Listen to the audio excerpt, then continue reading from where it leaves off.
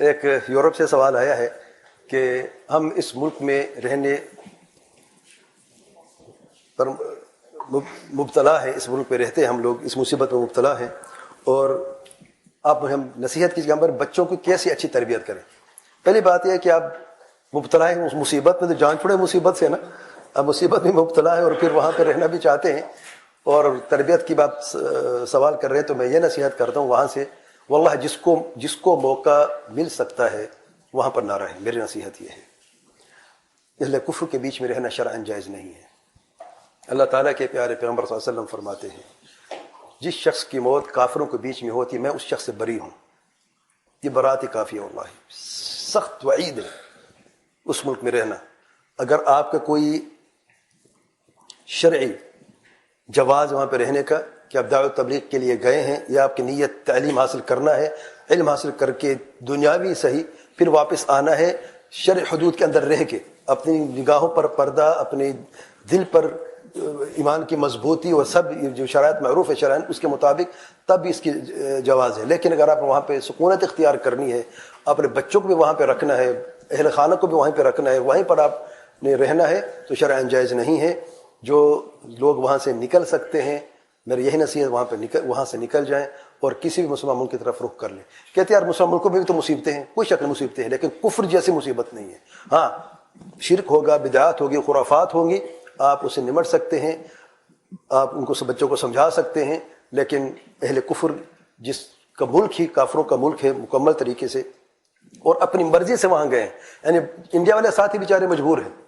اگر کافر ملک ہے تو مسلمان کہاں جائیں؟ اب 20 کروڑ کی آبادی کہاں جائے گی؟ وہ تو وہیں پہ رہیں گے۔ لیکن بات اس کی ہو رہی ہے جو شخص اپنی مرضی سے اہل کفر کے بیچ میں اپنی مرضی سے جاتا ہے، پاسپورٹ لے لیتا ہے، وہاں پر رہتا ہے خوشی خوشی، جائز نہیں ہے۔ پہلی بات یہ ہے۔ دوسری بات یہ ہے، اور میرے سامنے کئی ایسے کیسز آئے ہیں، ایسی حالتیں آئی ہیں، بعض جب جوانی ہوتی ہے چلے جاتے ہیں خوشی خوشی، اب بچے چھوٹے ہیں خوش ہیں، اب جو ہی بچے 14-15 سال کی عمر تک پہنچتے ہیں تب مصیبت کھڑی ہو جاتی ہے ماں باپ کے لیے۔ اب کیا کریں؟ اب جانا چاہتے ہیں، بچے نہیں جاتے ساتھ، اب اپنے واپس نہیں جاتے۔ بچوں کو ڈانٹنا بھی جرم ہے، ہاتھ اٹھانا دور کی بات ہے۔ ٹیلی فون نمبر بار بار آ رہے ہوتے ہیں، ٹی وی میں ٹیلی فون نمبر بتائے جاتے ہیں۔ اگر کبھی بھی ماں باپ غصے میں بات کریں، جھگڑا کریں یا ہاتھ اٹھائیں تو فوراً نمبر پہ کال کریں، والدین کو سزا دی جاتی ہے۔ اسکول میں بچوں کو پڑھایا جاتا ہے، ٹی وی میں دکھایا جاتا ہے، یہ نمبر ہر بچے نے بے شک کوئی چیز یاد کرے نہ کرے، یہ نمبر اس کو یاد ہوتا ہے کہ اس نمبر پہ ہم نے کال کرنا ہے۔ اسکول میں ٹیچرز بار بار بچوں کو یہ پوچھتی ہیں، بچہ تھوڑا سا اگر سہما ہوا ہے یا پریشان ہے، اگرچہ اس کو بیماری بخار سب سے پہلے پوچھتے ہیں، تمہیں ماں باپ نے کچھ نہیں کہا، اسپیشل مسلمانوں کو بچوں کو سب سے پہلے پوچھتے ہیں، اور پھر بتاتے ہیں اگر کچھ کریں تو یہ۔ جس ملک میں اپنے والدین اپنے بچوں کو سختی سے منع بھی نہ کر سکے، تأدیب، اللہ تعالیٰ کے پیارے پیغمبر صلی اللہ علیہ وسلم فرماتے ہیں 7 سال کی عمر کے بچے کو حکم دو نماز کا، 10 سال کی عمر میں مارو۔ وہ تو مارنا تو جرم ہے، تو کوئی مار سکتا ہے؟ کون مار سکتا ہے؟ اگر بچے کو وہاں پہ پڑھانا ہے وہ پھر مار بھی نہیں سکتے۔ یہ نہیں کہ ہر بچوں کو مارو، شرعی مار سے مطلب یہ نہیں کہ اس کی ہڈی پسلی ایک کر دو۔ شرعی مار کا مطلب یہ ہے کہ اس کو انسلٹ کرنی ہے، بتانے کہ اس نے غلط کام کیا ہے۔ اور علماء کہتے ہیں مسواک، ایک بالش تقریباً جو چھوٹے سی لکڑی، تو مسواک سب جانتے ہیں، اس سے تھوڑا سا مارا ہے تاکہ پتہ چلے اس نے غلطی کی ہے۔ وہاں مسواک کی بات کرتے ہیں، آپ انگلی نہیں اٹھا سکتے بچے پہ، پھر بچے بڑے ہو گئے۔ ایک تو آپ بچے کو مار نہیں سکتے، بچے کو غصے سے سمجھا نہیں سکتے، اور کوئی بھی بچہ یاد رکھے بغیر سختی کے سدھرتا نہیں ہے۔ میں یہ نہیں کہ ہمیشہ سختی کرو، پیار ہے اور سختی ہے، ان دونوں کے ساتھ تربیت ہوتی ہے۔ سختی کے وقت سختی کی جاتی ہے، پیار کے وقت اکثر پیار کیا جاتا ہے، لیکن حزم بھی ہونا چاہیے، عزم بھی ہونا چاہیے۔ جہاں پر سختی کریں وہاں پر سختی کریں۔ ہر بات نہیں مانی جاتی بچوں کی، بعض اوقات بلکہ اکثر اوقات ناجائز سوال ہوتے یا ناجائز چیزیں مانگی جاتی ہیں، اور باپ سنتا آتا ہے، کوئی فرق نہیں پڑتا۔ جوانی میں تو خود مزے سے رہا، اب بچے، تیسرا مسئلہ، بچے بڑے ہو گئے ہیں، اب اور چیلنج آ گیا ہے، اب بیٹی بوائے فرینڈ کے ساتھ جا رہی، اسے روک نہیں سکتا۔ کیوں؟ کیونکہ دیکھیں وہاں پر ایک قانون ہے، ہر بندہ آزاد ہے، آپ کسی کی آزادی میں ٹانگ نہ اڑائیں، آپ ٹھیک ہیں۔ کسی کی اگر آپ نے ٹانگ اڑائی ہے تو آپ بڑی مصیبت میں، آپ مجرم ہیں۔ بیٹی کی بھی اپنی آزادی ہے، بیٹے کی اپنی آزادی ہے، بیوی کی اپنی آزادی ہے، شوہر کی اپنی آزادی ہے. کیا زندگی ہے یہ؟ اللہ تعالیٰ سے ڈرے.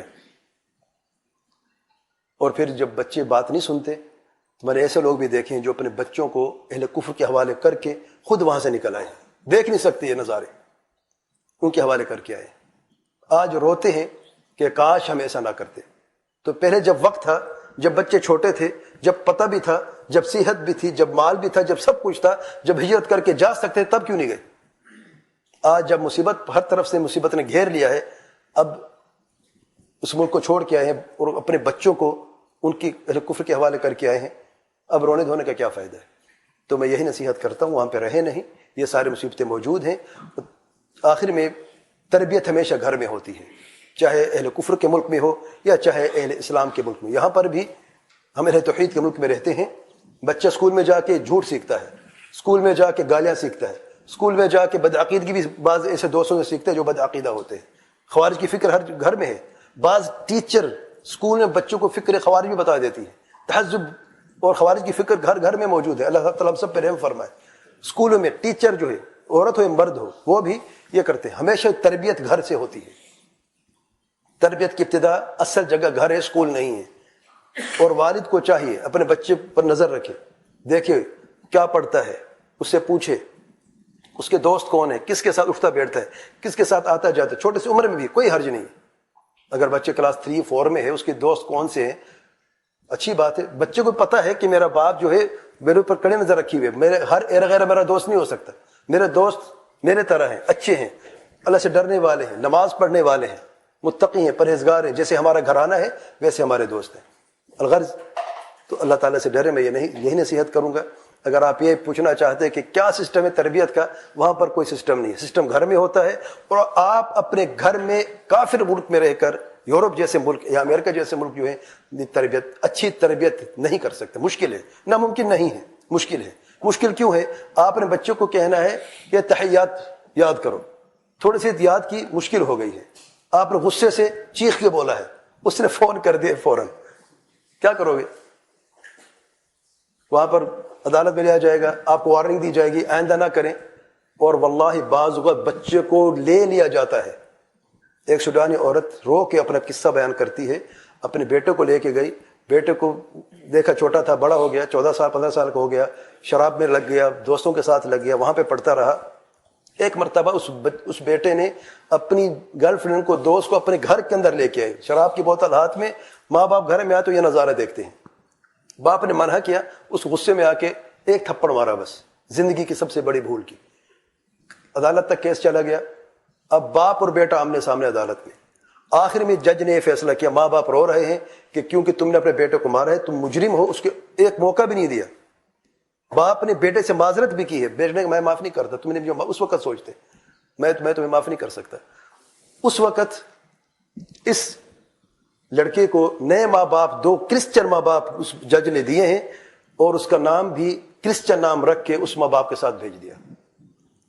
نہ جانے، یہ تو ایک عورت رو کے اپنا حال بتا رہی ہے کہ میرے خواب تھا امریکہ میں جانا، خواب تھا میرا، اور میرا خواب اس طریقے سے مجھے ملا ہے کہ آج میں اپنے بیٹے کو رو رہی ہوں. ہم نے وہ ملک بھی چھوڑ دیا ہے، اپنی ساری خواہشات ختم کر دی ہیں، لیکن اس میرے برے اس بھیانک خواب نے میرے بیٹے کو مجھ سے چھین لیا. آج وہ کرسچن بن چکا ہے، اسلام سے بھی خارج ہو چکا ہے. کس تربیت کی بات کرتے ہیں؟ تو وہاں پر میں سمجھتا ہوں جس کو موقع ملے وہاں سے نکلے، یہ اس کے لیے بہتر ہے. تربیت وہاں پر رہ کے کرنا مشکل اس لیے ہے کہ وہ سسٹم آپ کو دینی اچھی تربیت کرنے نہیں دے گا. سسٹم ایسا ہے وہاں پہ. ہاں الا من رحم اللہ سبحانہ و تعالی. بعض اگر ایسے بچے ہیں جو سمجھنے والے ہیں، اگر ہے اللہ اعلم، جو ماں باپ کی بات سنتے ہیں، سمجھتے بھی ہیں اور ٹیلی فون تک جاتے نہیں. کیونکہ اکثر کیا ہوتا ہے، میاں بیوی کا جھگڑا ہوا، بیوی نے فون کر دیا، بچے دیکھ رہے ہیں اور بچوں کو یہ تربیت دی جا رہی ہے جب تمہارا باپ تمہارے ساتھ بھی ایسا کرے تم بھی ایسا کرنا. ماں کہتی نہیں ہے لیکن کر کے دکھایا ہے، یہ عملی تربیت ہے. اور باپ بیچارہ مصیبت میں، نہ بیوی کو کچھ کہہ سکتا ہے نہ بچوں کو کچھ کہہ سکتا ہے، اور زندگی اجیرن ہو جاتی ہے. الا من رحم اللہ سبحانہ و تعالی. واللہ اعلم. سبحانک اللہم وبحمدک، اشہد ان لا الہ الا انت، استغفرک واتوب الیک.